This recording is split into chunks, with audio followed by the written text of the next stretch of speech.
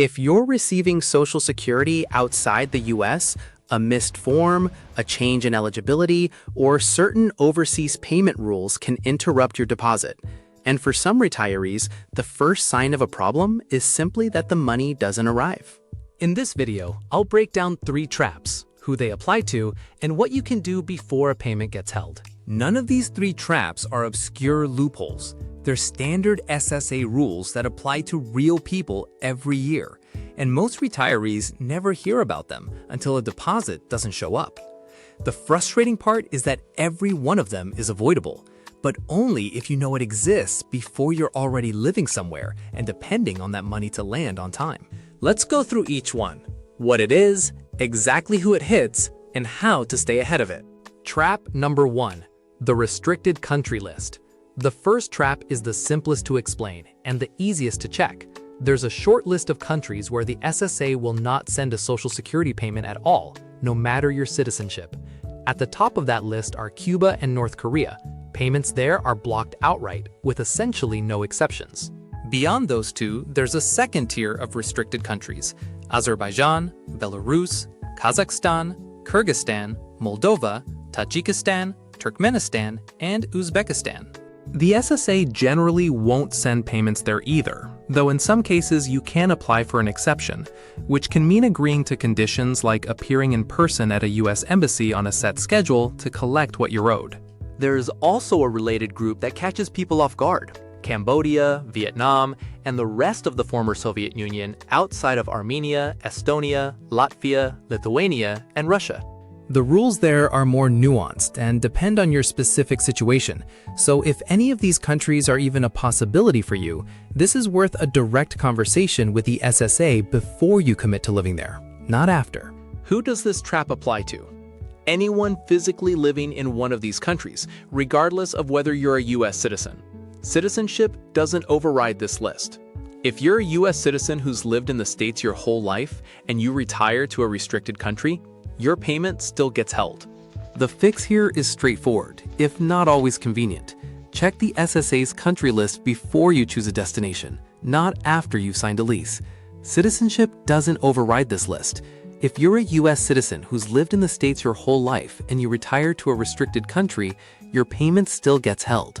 And if you're already living in one of the countries with a partial restriction, call the SSA directly and ask what exception process, if any, applies to your case.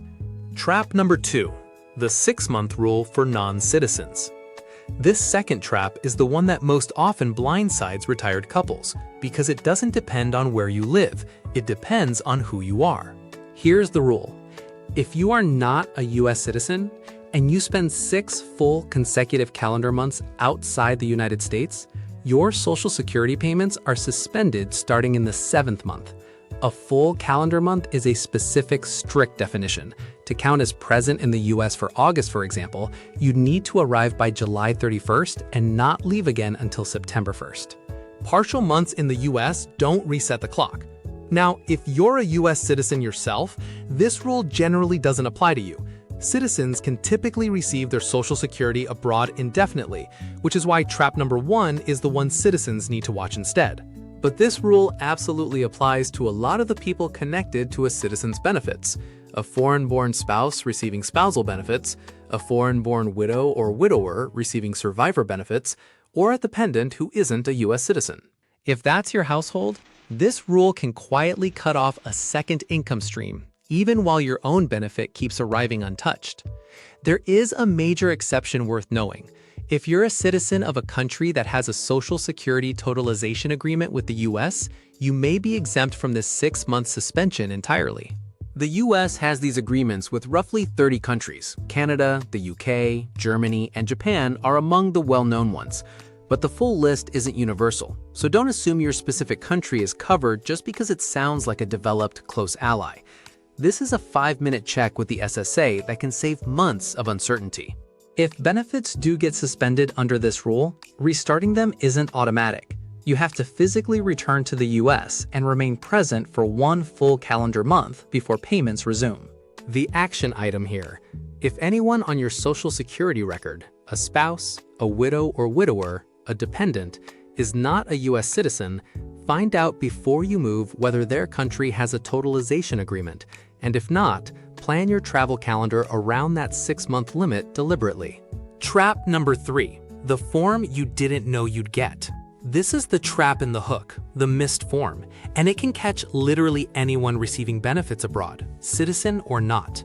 The SSA periodically mails out a form called the Foreign Enforcement Questionnaire, sometimes combined with a proof of life requirement. The official forms are SSA 7161 and SSA 7162. Not everyone gets one every year. It's typically triggered by specific criteria, like the last 2 digits of your social security number, or simply being 90 years of age or older. When it lands in your mailbox, you generally have 45 days to respond. Here's the part that trips people up. If you don't respond within that window, your benefits get suspended automatically. Not as a penalty exactly. It's a built-in safeguard the SSA uses to prevent improper payments to people who may have moved, become ineligible, or, in the worst case, passed away without anyone notifying the agency. From the SSA side, it's a fraud prevention tool. From your side, sitting on a beach somewhere and not recognizing a government envelope for what it is, it's just a deposit that quietly stops. And it can take real time, sometimes weeks of back and forth, to sort out and get restarted once it happens. The form itself has to be handled carefully too. This generally isn't something you submit digitally. It requires a physical signature. You can also complete it over the phone through the SSA's dedicated international line, or return it by mail or courier to the address printed directly on the form. Who's exempt? If you happen to live in a country currently on the USPS International Mail Suspension List, the SSA generally won't expect a response since the form likely never reached you in a normal way, but don't rely on that as your safety net. The far better approach is simple. Whenever mail arrives from the Social Security Administration while you're living abroad, treat it as time-sensitive. Open it immediately and respond well before any deadline printed on it. If you're ever unsure whether you're expected to file one, you can call the SSA's international line directly and ask. One more thing, taxes on the money that does arrive. Quick flag before we wrap up, because it's connected to who these traps hit hardest.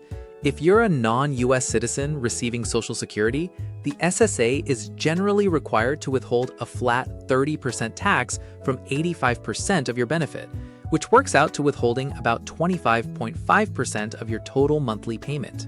That's a significant bite, and it's separate from all 3 traps above. Your payment can arrive on time and still be smaller than you expected because of this. The one thing that can reduce or eliminate it is a tax treaty between the US and your country of citizenship. Whether that applies to you depends entirely on your specific citizenship and residency. So this is worth confirming with a tax professional who handles cross-border cases, not something to assume either way. Since we're on the topic of deposits going quiet, it's worth knowing how the deposit is supposed to arrive in the first place. The SSA offers International Direct Deposit, sometimes called IDD, straight into a local bank account in over 30 countries, mostly across Europe, plus Canada, Japan, and a handful of others, paid out in local currency. You enroll with a form called SSA 1199, typically through your nearest US embassy or consulate, and it generally takes 30 to 60 days to kick in after you apply. If your country isn't on that list, the fallback is a US bank account, which is why a lot of retirees abroad keep one open even after they move. It's the most reliable landing spot no matter where you end up living. So, to recap, check the restricted country list before you pick a destination. Know whether the 6-month rule applies to anyone on your benefit record who isn't a US citizen, and treat any mail from the SSA while you're abroad as something to open and answer immediately, not something to set aside. None of these traps are about losing your benefit permanently. They're about a deposit going quiet for weeks or months while you sort out something that could have been handled with 15 minutes of paperwork done in advance. And that gap isn't just an inconvenience. If your monthly deposit is a real part of how you cover rent or groceries, even a temporary hold can force you to scramble in an entirely avoidable way. If you take one thing from this video, make it this. Before you finalize a retirement location, call the SSA's international line yourself and ask in plain terms, Does anything about my specific situation put my payments at risk here? That one call answers all 3 traps at once: the country you're moving to, the citizenship status of everyone on your benefit record, and whether you're the type of case that gets a periodic form. 15 minutes on the phone now beats months of missing deposits later. If this helped, subscribe. I break down the real rules behind retiring abroad every week. And let me know in the comments, are you receiving Social Security abroad already? Or is this something you're planning for? I read every comment, and it shapes what I cover next.